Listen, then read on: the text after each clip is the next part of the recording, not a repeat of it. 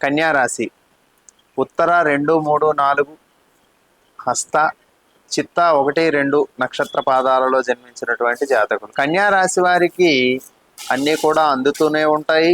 కానీ చివరకు వచ్చేటప్పుడు ఆ యొక్క ప్రయత్నాలు సఫలీకృతం కాక మానసికమైనటువంటి అప్రశాంతత ఏర్పడుతూ ఉంటుంది. కార్యక్రమాలు నిర్విఘ్నంగా జరగకపోవడం వలన తెలియనటువంటి భయాలు కూడా కలగడానికి అవకాశం ఉంటుంది. నేను ఏదైనా తప్పు చేస్తున్నానేమో అనేటటువంటి మానసికమైనటువంటి క్షోభకు గురి అవుతూ ఉంటారు. అది ఈ 15 రోజుల్లో కొంచెం ఎక్కువ అవడానికి అవకాశం ఉంటుంది. కాబట్టి మానసికమైనటువంటి ధైర్యాన్ని పెంచుకోండి. మానసిక అశాంతి వలన ఇంటిలో సుఖం అనేటటువంటిది కనిపించదు. ఇంట్లో మీతో పాటు అందరూ కూడా దీని యొక్క ప్రభావానికి గురి అవుతారు. కాబట్టి మీరు ధైర్యంగా ఉంటూ మీ యొక్క కుటుంబ సభ్యులను కూడా ధైర్యాన్ని పంచడం అనేటటువంటిది ఈ కాలం ఎంతో అవసరం. శారీరక సంబంధమైనటువంటి రుగ్మతలు ఏర్పడతాయి. ఆ రుగ్మతల నుండి బయటపడేటటువంటి ప్రయత్నాలను చేయండి తప్ప ఒక ఇబ్బంది జరిగితే ఇది నాకే జరిగింది అనేటటువంటి అంశాలను ఎత్తి చూసుకుంటూ దాంట్లో మీరు కూరుకుపోవడం అనేటటువంటిది అంత అనుకూలమైనటువంటి అంశంగా చెప్పబడలేదు. కాబట్టి మీకు జరిగేటటువంటి నష్టాలు అందరికీ ఏర్పడుతూ ఉంటాయి.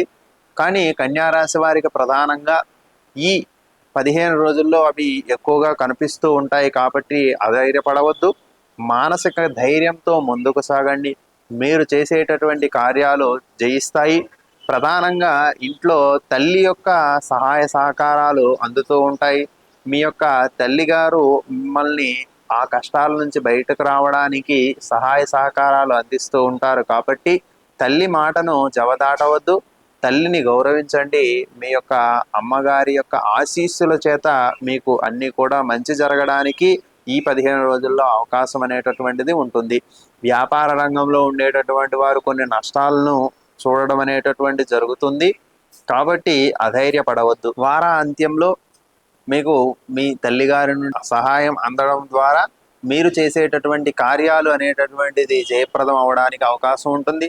ధనలాభం కూడా కనిపిస్తూ ఉంటుంది. కాబట్టి వార ప్రథమంలో ఇబ్బందులు ఏర్పడినప్పటికీ కూడా సంవత్సర అంత్యంలో మీకు శుభకరమైనటువంటి పరిస్థితులు ఏర్పడతాయి. కాబట్టి ప్రథమంగా ఏర్పడేటటువంటి మానసిక అప్రశాంతత కొంతవరకు అప్పుడు ఇబ్బంది పెట్టినా తరువాత కాలంలో మీరు చేసేటటువంటి అన్ని పనులను జయం కలగడానికి మీకు ఉండేటటువంటి ఓర్పు సహనము చేత మీకు ఏర్పడేటటువంటి ఇబ్బందులు తొలగడానికి అవకాశం ఉంటుంది. కాబట్టి ఎట్టి పరిస్థితుల్లో కూడా భయపడకుండా మానసికంగా ధైర్యాన్ని పెంచుకోండి. ఇతరులకు సహాయ సహకారాలు చేయండి. అది మీకు తరువాత కాలంలో మిమ్మల్ని పైకి రావడానికి మీరు అభివృద్ధి చెందడానికి ఎంతోగానో ఉపయోగపడుతూ ఉంటుంది. ప్రధానంగా కన్యారాశి వారు శ్రీమన్నారాయణుణ్ణి తులసి దళాలతో అర్చించడం వలన ఏర్పడబోయే కష్టాలు అనేటటువంటివి తొలగిపోవడానికి అవకాశం ఉంటుంది. తెలియనటువంటి ప్రదేశాలకు వెళ్ళేటప్పుడు చాలా జాగ్రత్తగా వ్యవహరించండి. ప్రయాణాలలో శ్రద్ధను వహించండి. లేని పక్షంలో మీ వస్తువులు పోగొట్టుకోవడానికి కూడా అవకాశం ఉంటుంది. విష్ణు సహస్రనామ పారాయణాదులతో శ్రీమన్నారాయణను పూజించడం వలన మీకు సకల శుభాలు కలగడానికి అవకాశం ఉంటుంది.